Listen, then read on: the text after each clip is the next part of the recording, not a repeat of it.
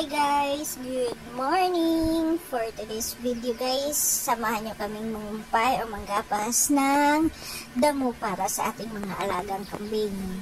Ayan. Kasi ano na to guys, mahaba. May mga buko-buko na pwede na siyang gapasin or pwede na natin harvestin para sa ating mga alagang kambing. Ayan. Kali guys, ang pag-ano namin dito is tinatanggal namin yung mga buko-buko para hindi masyado mabigat na buhatin papunta sa karaton ni kalbo, or ang isa pa din is hindi kinakain ng kambing yung mga matitigas. Alam naman natin yung mga kambing is mga dahon-dahon, mga dahon talaga yung kinakain nila.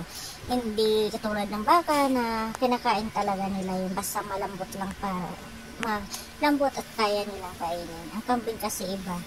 Kaya, ayun, ang pag-ano namin is parang, ano lang, yung pinuputo lang talaga namin. Ayan, siya.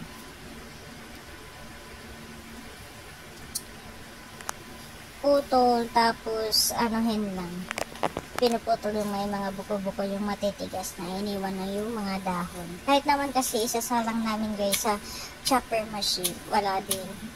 Kahit maliliit na lang yun, hindi pa rin nila kinakain once na matigas. So, once na hindi, wala ng dahon. Parang tinanggalan lang nila ng dahon or yung pinaka lang, malambot.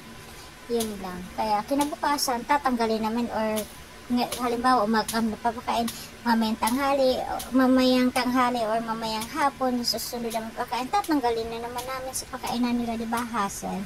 Kaya ang ginawa namin, ayun na lang, pag magmuha kami, pinuputol na agad namin para hindi din mabigat. Ayan. Actually guys, madami yan.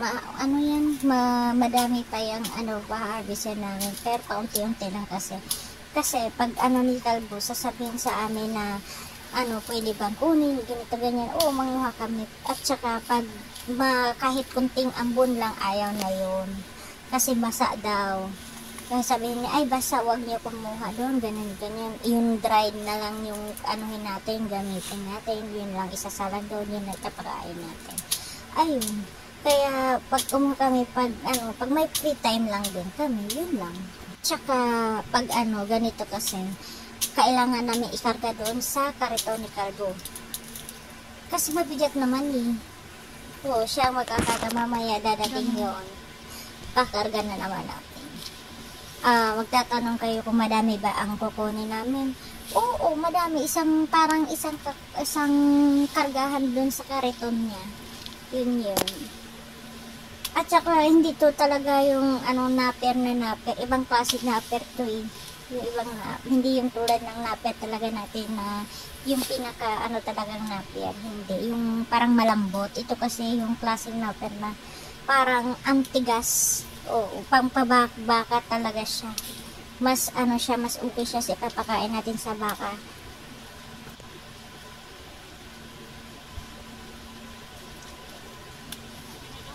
Ayan. Ang oras naman namin pagpanguha ng pagkain is mostly hapon. Kasi para hindi mainit, hindi mainit guys. Kasi ang sakit naman ng init pag tanghali. Pero minsan kasi pag may saltik si kalbo, pinapakumpay kami o pinapagapas kami ng alas 10. Ganon. Kasi tuyo na daw yung damo sa ganong oras. Kasi di ba pag umaga is parang basa yung mga dahon ng mga damo. Kaya ayun. Mostly talaga hapon kami nagagapas at saka yun nga, hindi mainit. Malilim na kasi dyan banda. Yung dito nga part is nauna namin itong kinunan niya. Ayun. Kaya katubo na yung iba. Ayan. So guys, mahaba. Madami yan Kung saan ka ba nakakita ng mga manggapos ng damo na may nakapatong na siya, diba? Siya lang. Siyempre, galing yan nagwe-welding. Tapos inutusan agad na pagkatapos ng welding, sasabihin, manggapas kayo ng damo para sa ating mga kambing na ganito, ganyan. Ayan. Yan na yung ibang nakuha namin. Ayan.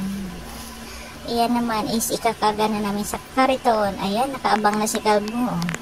Diba? Nakaabang na yung kariton ni Kalbo sa amin para ikakarga namin. Ayan.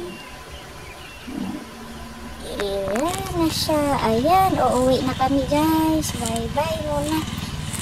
Kasi, ayan na. Ayan si Kalbo guys. Ayaw kasi niya guys na bubuhatin namin yung mga naano namin. Kasi sabi niya, ano naman daw silbi ng kariton niya kung hindi namin gagamitin. Hindi namin siya sasabihan na ganito, ganyan. Ayan, at first, nag-ready na naman para sa ating pag-chop. Ayan, ang chopper machine natin guys. Ayan, nagising-gising na naman ang person. For the go na siyang mag-chop sa ating nakuha kanina mga damo. Ayan na siya. Actually, hindi na naman talaga na-pair lang lahat ang nakuha namin. Kundi, may mga damo-damo din. May mga kinakain din ng kambing. Ayan siya.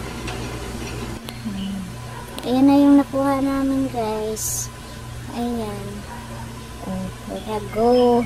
For the lagay na sa sako tayo. Ayan na siya, guys. Ready to eat sa kambing. Bye-bye!